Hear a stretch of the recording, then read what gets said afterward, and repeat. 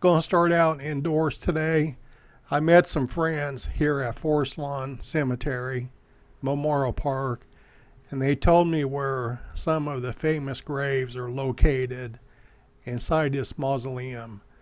I'm still learning the ropes. This is a new channel for me, so I wanted to start out here. We got Gracie Allen and George Burns. He makes it to 100 years old. I've actually seen him in person perform his comedy routine.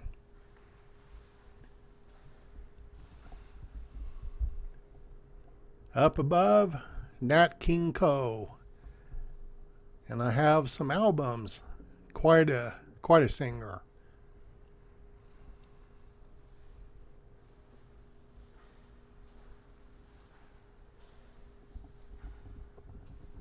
Alan Ladd's in here, and Sue Carol Ladd. He's been gone a long time.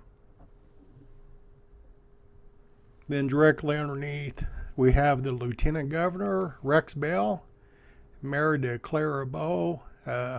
Rex Bell was Nevada's Lieutenant Governor. My new friends I met, Mr. and Mrs. Williamson. This is Mr. Williamson's father. Thomas, I believe he was in construction business. This is the mother and mother-in-law right here. I wanted to stop in and pay my respects, and I appreciate the new friends I just met. Here's a nice touch, lots of class. Williamson, I like how this is done. Tastefully done, very nice, very elegant. If you go, actually, if you stay on the same level as where I was just at, if you come to the Sanctuary of Liberation, if you enter in this area, I walked around a little bit, and one name I recognize, and probably the most talented Three Stooges, is Larry Fine. He dies of a stroke, 1975. He's interned right next to Mabel, his wife. Now, I'm going to get into the video outside. It's going to be a windy day, so we'll try to get through it together. I'm looking forward to visiting the gravesite of Cathy O'Donnell. Hey everybody, how you doing? Thanks for clicking on this video. I'm here in Glendale, California, Forest Lawn Cemetery. There's lots of celebrities, famous graves here, but as I was leaving, I was finishing up, but as I was leaving, I came across the grave of Cathy O'Donnell.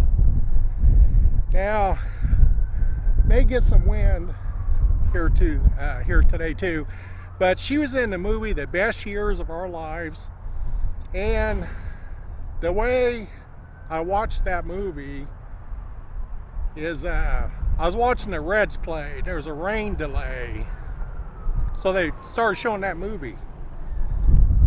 It turned out to be a pretty good movie. I really enjoyed it. In fact, I was hoping the game wouldn't start again for a while, but I watched the whole thing several times, and I'll tell you a little bit about it as we make our way down to Cathy's resting place.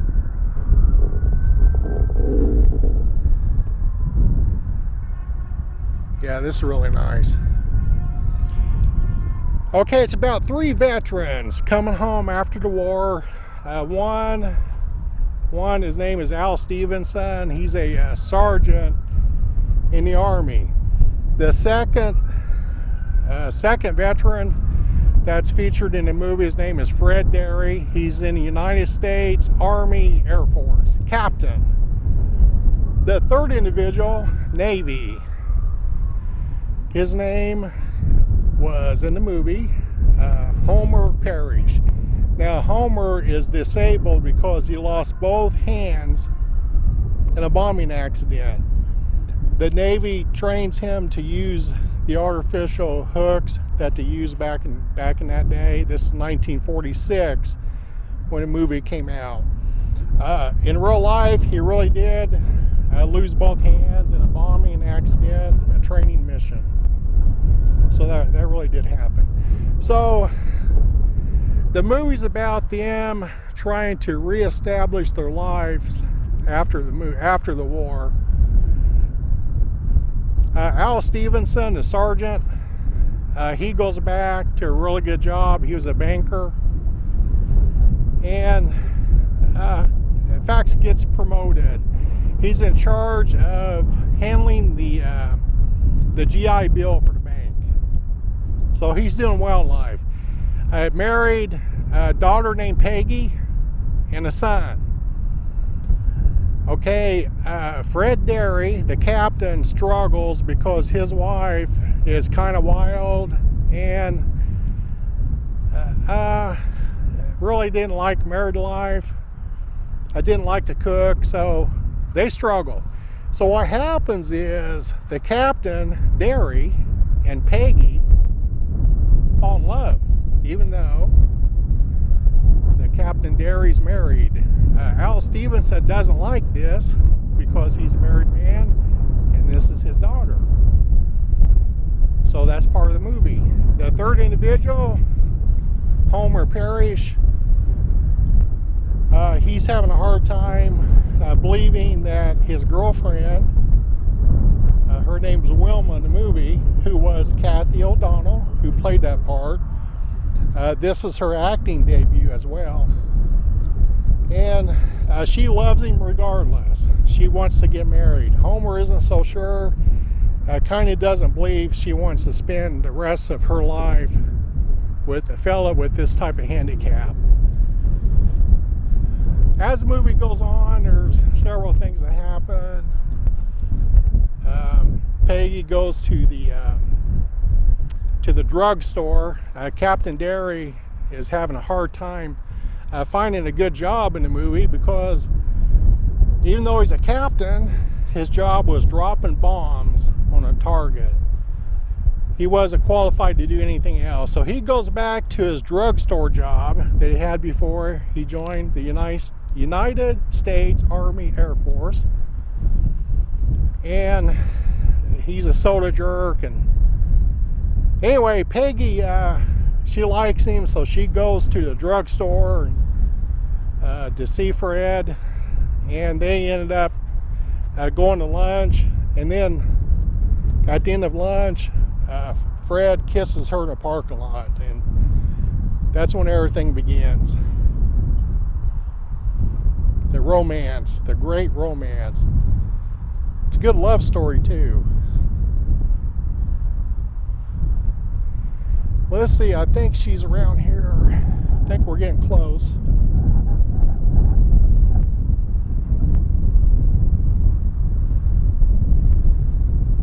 So what ends up happening is Homer and Wilma do end up getting married. And at the wedding, Fred approaches Peggy. They're at this wedding together. And he kind of proposes, and it's a really good ending. Here's Cathy O'Donnell now. Dies 1970. I know I got the shadow on the gravestone.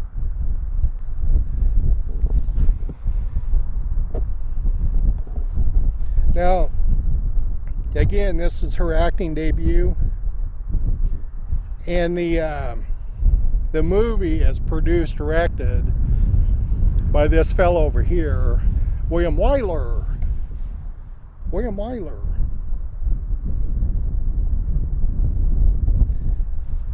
And this is where Cathy O'Donnell meets her husband, Robert Wyler, who's a brother of William Wyler.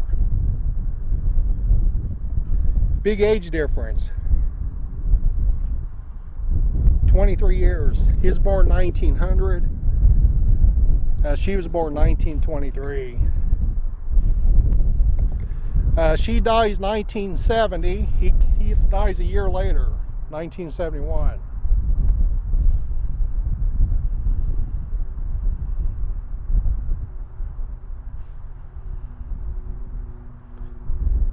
This movie, The Best Years of Our Lives, is the second, back in the day, it was the second highest grossing movie since Gone with the Wind. Second to the Gone with the Wind. And we're getting some wind.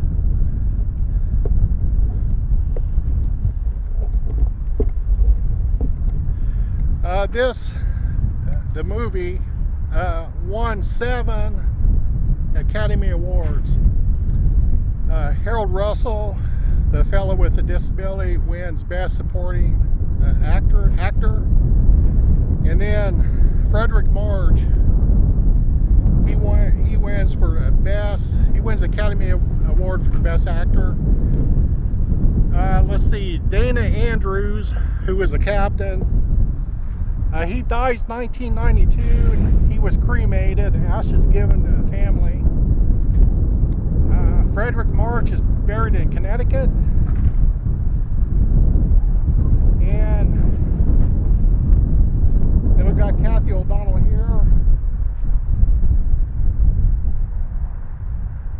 Well, anyway, I threw this one together. I know it's sloppy, but I hope you enjoyed it.